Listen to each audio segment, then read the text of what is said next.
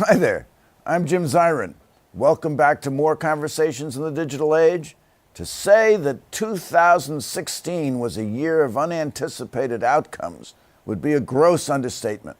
In February, Justice Scalia died suddenly, creating the longest vacancy in history on the Supreme Court. In England, a populist referendum mandated Britain's exit from the European Union. The election result led to the resignation of the Prime Minister, David Cameron. The Chicago Cubs won the World Series. And in Italy, Prime Minister Matteo Renzi resigned after he put forward a deeply flawed constitutional referendum, resulting in a political crash. In South Korea, President Park, the country's first female leader, was impeached and suspended from office amid dark allegations she had leaked classified information. And of course, here in America, Donald Trump, an outsider, performed the political feat no one thought possible, emerging victorious over 14 professional politicians in the Republican primary and then narrowly defeating Hillary Clinton to become the 45th president of the United States. How did Trump win the election? Where did Hillary Clinton let down her guard? Did Trump land a lucky punch? How did he tap into the discontent of a polarized nation? Here to tell what accounted for Trump's stunning upset victory is a distinguished political commentator and pollster, Doug Schoen. Ever with his finger on the pulse of the public mood, Doug Schoen, welcome. Jim, thank you for that kind introduction. Now, this was the year of unanticipated outcomes. Machiavelli thought politics was the art of the possible. Maybe this year was the art of the unanticipated. What's your assessment of what happened? Well, my sense is that there are a couple of factors. First, this, as you suggested, is a deeply polarized, deeply angry electorate, and it's angry first and foremost with Washington, with political insiders, politics, as usual. Second, after 8 years of President Obama, there was a desire for a different approach, different policies. And third, Hillary Clinton was a deeply flawed candidate, and combined with Donald Trump tapping into the sentiments that were anti-Washington, anti-incumbent, pro-change, we got a result that few, as you suggested, thought was possible. Now, a number of people, including Paul Krugman on the left, have suggested that the election was somehow tainted, first by the Comey announcement coming 10 days before the election, which was later basically retracted, and second, by the Russian hack. How do you see these factors as influencing the election? Well, a couple of points. First of all, I think if Comey tainted the election, as Secretary Clinton and her supporters have said, he certainly resuscitated a candidacy for the Secretary of State that may well have been hanging in the balance when he said that she had not been truthful, but cleared her of any illegalities back in, I think it was July.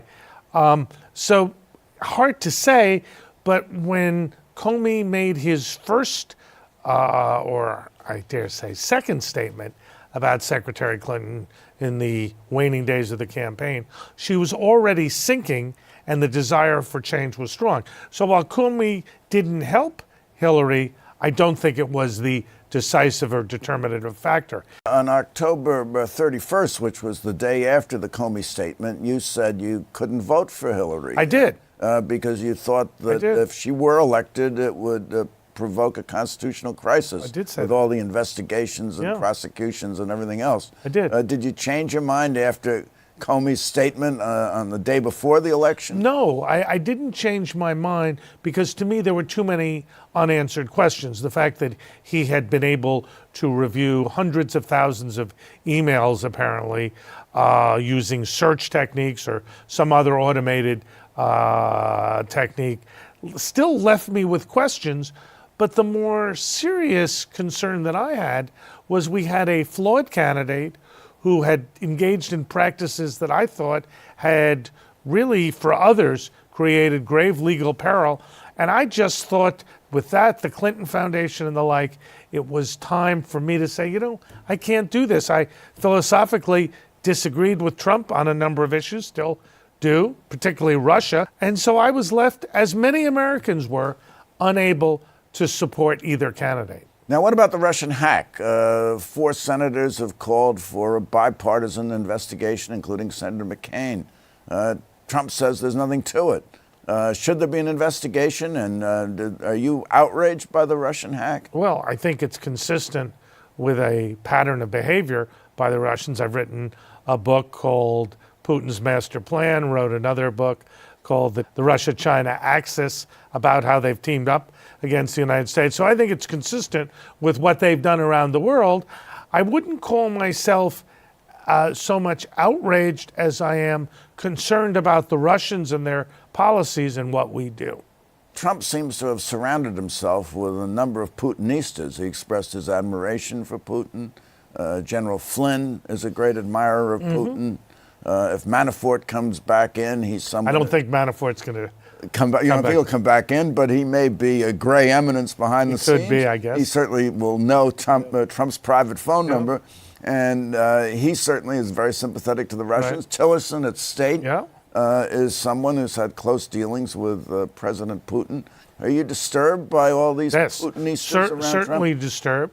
Disturbed by what they've done in Ukraine, their threats to the Baltics, the role they've played in dividing Europe, and of course their role in Syria. I'm worried about all of it. But isn't there another way of looking at it, that it's high time for a reset with Russia, that the relationship has been unduly antagonistic? We need them in Syria.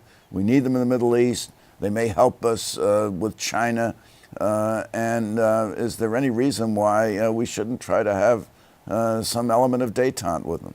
Well, we sort of tried that in the Obama administration. I don't think it worked so well. Well, Trump's strong suit, he says, is that he can make a deal better than anybody else. Well, I think he probably can make a deal, but I suspect if he does, it'll be on the Russians' terms. And if we make a deal on the Russians' terms and allow them to keep Crimea and part of eastern Ukraine, potentially allow incursions into the Baltics, restrict what we do in terms of the rapid reaction force and the missile shield in Russia, and allow them to ratify indefinitely the rule of Bashar Assad in Syria, I think that's a pretty rotten deal. I believe he could make that deal, but I don't think that helps the world. Let's get back to the election. Sure. The black vote was said to be down 8% nationally over the last presidential election. Blacks presumably would have been more sympathetic to Hillary than to Donald Trump. What accounts for their taking a powder on the election? The absence of Barack Obama on the ballot. The mistake Hillary Clinton and her supporters made was to assume they could reassemble the Obama coalition. That was a unique coalition for a unique political personality. And I think that the Democrats, having lost touch with the white working class, ultimately gave Trump an opening he was able to exploit. Let's examine that a little bit. Sure. It has been suggested that there was a certain amount of electoral nihilism among the black community because they felt Obama had failed to deliver on his promises, as had Bill Clinton when he was president. Do you think it was that, or was it voter suppression? I think it was neither. Was it just the lack of Obama on the ticket? Enthusiasm for Secretary Clinton.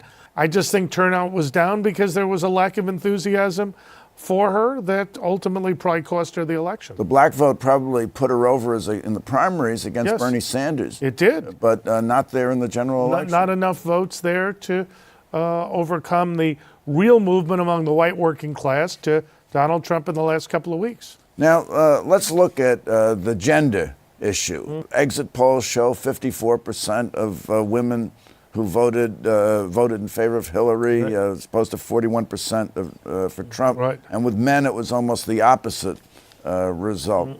But there were still many college-educated women who either came home to the Republican Party or found themselves voting for Trump, the polls showed. I mean, what accounts for this in light of the tape and Trump's comments about women and, I and think the rest. we in New York have this view that our views of gender and gender bias and sexual harassment, Reproductive rights. reproductive rights have the same resonance throughout the country. And clearly, the exit polls suggest to me that that may not be the case. There was a gender gap, but not as big as some of the pundits had predicted. Now, what about the Latino vote? The Latinos certainly felt insulted by Trump's comments about the wall and his comments about immigration. And yet the Latino vote really did not come out heavily for Hillary, and in many cases came out for Trump. Yeah, I think, again, legal Hispanic immigrants would necessarily find something, not a lot, but something about Trump's pitch that they found acceptable. There are conservative Cubans who might well have voted against the deal with Cuba, and so I'm not totally surprised. But again, the media decided that it was going to be a monolithic Hispanic vote that certainly didn't show up. Doug, let's take 4 key states Sure. that Obama won in 2004, 2008, and which Hillary, I should say 2008, 2012, and which Hillary thought she had to win Right. in order to win the election, thought she would win. So we have Florida, Wisconsin, Michigan, and Pennsylvania. Now, although Obama took these states in 2008 when he first ran, he took them by slimmer margins in 2012. So they should have seen a trend toward the Republicans in these key areas and analyzed why that was so. Why didn't her strategy work, and how did she fall down in states like Michigan that a couple of things have been so traditionally Democratic? Ohio, certainly, and Florida always are in play, always are in swing states. She should have assumed, for the sake of argument, that she was going to potentially lose them both, as she did. That being said, your question then becomes very relevant, Jim, because she should have had a firewall in Pennsylvania, Wisconsin, and Michigan. Given Trump's appeal to the white working class, given the presence in large numbers of non-college educated white working class voters in those 3 states, she did not ever go to Wisconsin, had a minimal presence in Michigan, did campaign hard in Pennsylvania, but her appeal was largely to her base, and she was unable to extend her constituency, and hence she lost, I think, the 3 states by a combination of less than 100,000 votes. A statistical anomaly, to be sure, but one she could have prevented, with a more prescient and proactive campaign strategy. Well, you look at Pennsylvania, where down ballot candidates for governor, state treasurer, who were Democrats, prevailed in the election. Right. Even though the Republicans in the Senate race, where it was a Democratic female challenger, Katie McGinty, and in the presidential race, even though they lost. I mean, how do you account for that? Do you see a Democratic voter going into the polling place and voting for Trump, and yet voting for Pat Toomey for senator, and voting for Democrats further down the line? I think that did happen, Jim. I think there's a lot of evidence in state after state there were more votes for down ballot races than for the top of the ticket. I think there was a lack of enthusiasm for Hillary, but beyond the lack of enthusiasm, there was also a sense of outrage in these constituencies we've been talking about, white working class voters, where there was a lot of support for Trump, basically to send a message to Washington, to Obama, to the Clintons, that it was time for a change. And what accounts for the swing, do you think, in these pivotal states from states like Michigan that were so heavily Democratic, always have been? I mean, even when Mitt Romney ran in 2012, the son of the former governor of Michigan, Obama still won overwhelmingly. Well, I think that the Democratic campaign, which was pitched largely at progressives, it was pitched at blacks, Hispanics, the LGBT community really didn't talk to working class or mainstream middle class, middle American voters who were, the so-called Reagan Democrats. And I think we saw more defections, more than the Clinton campaign expected, but candidly, they weren't ready for it. What really could Hillary have done? I mean, Hillary's campaign the message was basically, I'm not Trump. Trump Right. is terrible, and I'm going to save you from the apocalypse. Right, and That was not coupled with any message as to what she was going to do, Precisely. particularly in the area of the economy. Now, what could she have done? Well, there's a simple answer: jobs. That is, some notion of economic revitalization. Her message largely had to do with fairness, with redistribution. And you can support fairness and believe that, the wealthy in New York, on Wall Street, are making too much money, but it doesn't put money in your pocket changing the tax system to tax the wealthy more. What you need to do is create jobs, create opportunity, and make it clear to people you understand their concerns. And the working class Reagan Democrats are not sitting around worrying about jiggling with the tax code. They're worrying about making ends meet, and Hillary didn't really speak to that. You think she should have talked a little bit about plant closings? It's rather easy to close a plant in the United States and move it to another state or move it to a foreign country. I think it only requires 30 days or 60 days notice, while in Europe, you have to take account of the social costs. You have to pay money to take care of the workers, and you're assessed. It's much more difficult to close a plant and terminate people's jobs. I think you're absolutely right. And there was no sense that she was speaking for working people. She was speaking against outsourcing and against moving overseas. But there was no sense that she identified with the life experience and the challenges, particularly wage stagnation, that working class voters are facing. And I didn't hear anything from her where she appeared to recognize how people live on a day-to-day basis. Well, Trump took another tack. He blamed the loss of jobs on immigration, Right. on undocumented workers from Mexico, on NAFTA, on trade agreements rather than trade, and very little about the technological dislocation from technology and automation. So his campaign was not really truth-based, because we know that there is relatively little loss of jobs from immigration from period and immigration from Mexico, et cetera, et cetera. So, how did that play out? I think he hit an emotional chord, whether it be about trade or immigration, where those self-same working class Democrats felt that at least he understood their concerns.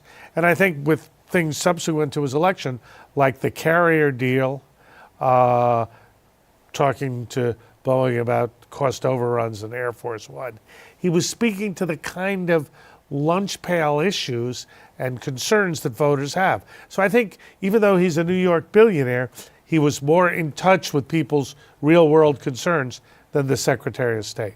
Well, the Boeing issue is an interesting issue because, of course, one of Boeing's great markets is China, and very worried that they'll lose contracts to Airbus, European aircraft manufacturer. And state of Washington, where Boeing is, went decisively for Hillary, and mainly because Boeing workers were concerned they'd lose jobs if Trump took a tough line on China. Probably a fair concern. I think really what we're seeing with Trump is him on a case-by-case basis trying to put his America First agenda, as he called it, into place. And again, I think particularly at this point, it's had some resonance. Now, do you think Trump's approval rating among Americans has improved since the election? I think it has improved. I think any president-elect will see a honeymoon. The real question is 6 months after Inauguration Day, whether it'll be the same. Time will tell. And what do you think the hot-button issues will be? I mean, do you think they're going to give him a lot of trouble on his cabinet appointments? I think potentially they could on Health and Human Services, certainly the environment, maybe even Secretary of State. But I think what we're going to see is an infrastructure program that'll probably be bipartisan, financed by the issuance of bonds, tax reform, a repatriation of capital overseas, lowering the highest marginal rate to 33%. I think we'll see those policies implemented pretty quickly. And how are you going to finance the stimulus investment in infrastructure? That's the With tax cuts I was at the going to same say time. that's not the $1 million, it's not the $1 trillion, and not the $1 billion, it's the $1 trillion question. So I don't really think we know. It's certainly not going to be higher taxes. You look at these cabinet appointments. I mean, the appointee for Health and Human Services is for privatizing the whole healthcare system Right. and Social Security. The nominee for Secretary of Labor wants to abolish the minimum wage. You basically have people, the nominee for environmental protection wants to abolish the agency. I mean, it really seems to be an iconoclastic cabinet. Well, it remains to be seen how much of these initiatives they can actually do. That being said, Trump is keeping his promise to the conservatives to put forward a cabinet that is largely right-wing. Again, I don't think Trump, as a populist, will go along with all this. And what about the Supreme Court? Do you think he's going to nominate someone who automatically will vote to overrule Roe v. Wade? I mean, Roe v. Wade is really under severe attack now. I would bet much more likely yes than no. And can that person get the vote of 60 senators? I think that's going to be very, very tough.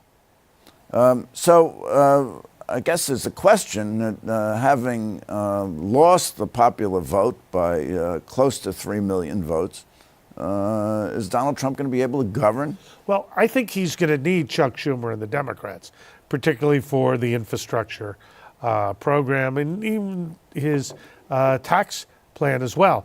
I think he needs the Democrats much more than he might imagine at this point, given both the numbers and also public opinion. He lost the popular vote. And I don't say that to say sour grapes about the election, but just to face facts that he is the president of a divided nation with a narrow electoral college victory and a quite considerable deficit in the popular vote. Well, you just put your finger on one of the most disturbing aspects of the election, and that's how polarized we are as a nation.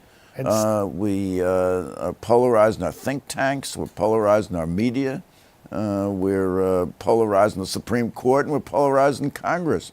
Now, how can we pull together and be a force in the world when we're so bitterly divided ourselves? Jim, I couldn't agree more. Our weakness at home presages a weakness overseas, and that's why it's so important for Donald Trump to govern based on building consensus across the board, not just governing as a populist conservative. And do you see him being able to govern and being able to do that? I hope so. I think one of the things that's missing in our dialogue now is support for a newly elected president, because regardless of our views, we are all Americans, and I think we rise and fall together. Well, what about, we do rise and fall together, but the bedrock is our Constitution, and Trump has been outspoken even after his election in advocating so many positions that are at odds with basic constitutional values, like prosecuting flag burners and stripping them of their citizenship. If he persists in taking that line, he certainly ought to get a great deal of pushback from many elements of society. Look, I don't think Donald Trump is going to advance or advocate those ideas that come from his early morning Twitter storms. I think that they reflect a unique personality who, based on the circumstances we discussed earlier, was able to take advantage. But I believe and hope and expect the president-elect will respect the Constitution and hopefully build a broad consensus. And that would include divesting himself of holdings that would present a conflict of interest or violate the emoluments clause of the Constitution? he suggests himself. He has a different reading of the Constitution that says that a president can't have conflicts of interest. So I would hope he would divest himself, but I think that it's more likely he will absent himself from his business, have his children run it, and maintain that he is not part of a commercial endeavor. Well, do you think that's a sufficient independence and equivalent to a blind trust? If he asked me, I would suggest he bring in independent managers and separate himself and his family from the day-to-day operations. Well, I hope he asks you. Well, getting back to the election, Yeah. I have a question for you. Sure. Do you think Trump really won the election, or do you think Hillary lost the election? Oh, I think Donald Trump was elected in spite of himself, not entirely because of himself. I think Hillary lost the election. I think it was not a well-run campaign. I think that there were deep-seated negatives towards her and certainly towards Obama's agenda, and Trump exploited it. But if she had not been as weak as she was, I do not think he would have succeeded. Hillary was weak. Well, Doug Schoen, I'm afraid we've run out of time, but this has been just marvelous. So Well, thank you so much Jim, for coming thank you. by. I appreciate it. And thank you for coming by. Tune in next week for more conversations in the digital age. I'm Jim Zirin. All the best and take care.